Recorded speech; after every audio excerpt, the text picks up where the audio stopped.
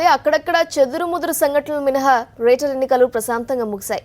అభ్యర్థులు పార్టీల భవితవ్యాన్ని ఓటర్లు ఈవీఎంలో నిక్షిప్తం చేశారు.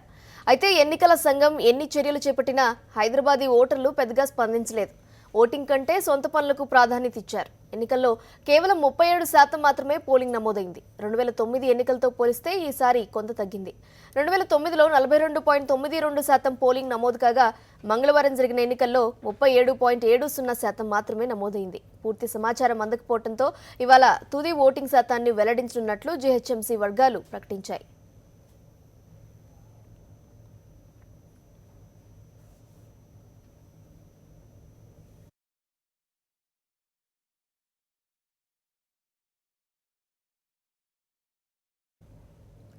ఉదయం నుంచి మధ్యాహ్నం వరకు పోలింగ్ ప్రశాంతంగానే జరిగినప్పటికీ చివర్లో ఘర్షణలు చోటు చేసుకున్నాయి. మొత్తం 7,802 పోలింగ్ కేంద్రాలకు గాను 9 కేంద్రాల్లో ఈవీఎంలలో సాంకేతిక సమస్యలు తలెత్తాయి. దాంతో ఆయా చోట్ల కొద్దిసేపు పోలింగ్ ప్రక్రియ నిలిచిపోయింది. 15 నిమిషాల్లోనే కొత్త పరికరాలు అందుబాటులోకి తేవడంతో పోలింగ్ సజావుగా సాగింది. వెబ్సైట్, మొబైల్ యాప్స్ ద్వారా ఓటర్ స్లిప్లు డౌన్లోడ్ చేసుకోవడంలో కనిపించిన స్పందన పోలింగ్లో కనిపించలేదు.